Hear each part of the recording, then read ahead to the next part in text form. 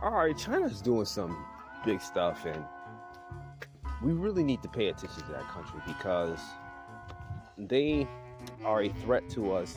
So, anyways, France made a deal with China for like liquid natural gas or something like that.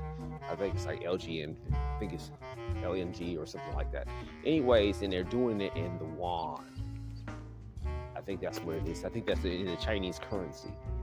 And they're just, I guess they're doing it to promote multinational. They was just like doing it to promote, I think something like multi-currency exchanges or whatever, which is interesting. They're not doing it in a dollar. They're doing it in the Chinese currency. That is interesting. Number two, you have Brazil and China making a pact to abandon the U.S. dollar, which is interesting.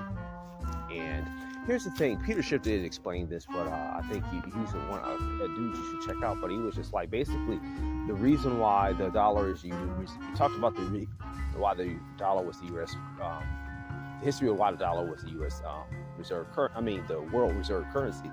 And basically, it was one, it was backed by gold. Then they detached it from that. But we also had stuff here that people wanted to buy, and I think dollars is traded in gold. Now, and the fact that the U.S.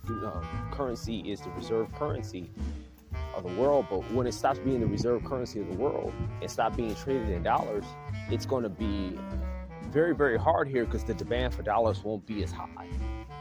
Right? The demand for dollars won't be as high. The currency will be nowhere near as strong, which will cause massive inflation here because when the currency loses its value, obviously prices goes up, and that will be a problem.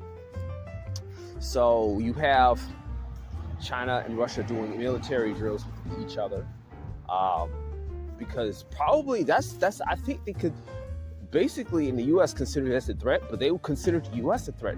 In the article, it was talking about how they consider the U.S. a threat because of our foreign meddling. Not like they're innocent of foreign meddling, but they're not wrong in that assumption. And the U.S. was talking about having like close to $900 billion in what's that, defense spending because of this. $900 billion, that's almost $1 trillion.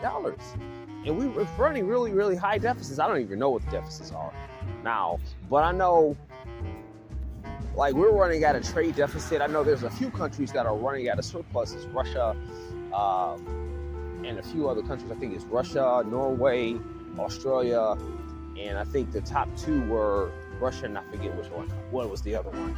It might have been China, but I can't remember offhand. I'll probably put the picture up on the screen.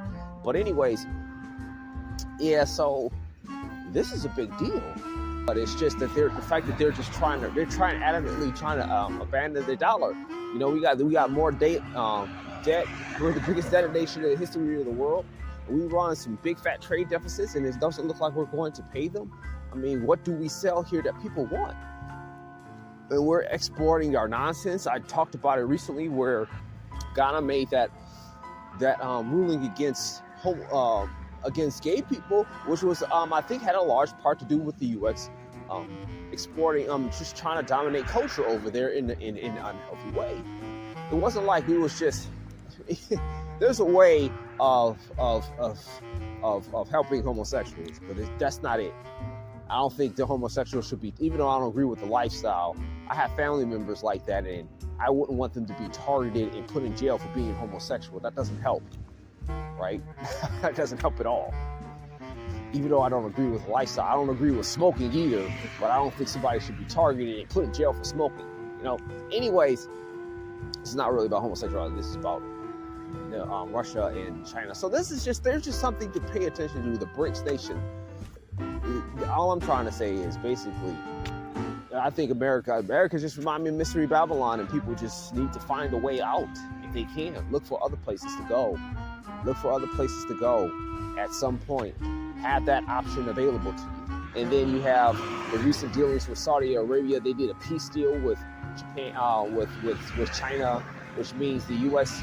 in diplomatic relations is going down. I know I was listening to something talking about their dealings with China's dealings with Latin America, and the U.S. was trying to, during the Biden administration, it was trying to freeze out certain Latin American countries because we don't like them, and then the Latin American countries was putting us to, kicked us out. Was just like, we're not dealing with you. We're not playing games of politics. So then they dealt with China, and China was footing the bill for a lot of things in Latin America, so they really have more and more incentive to deal with them. China is really playing a long game and playing the smart game.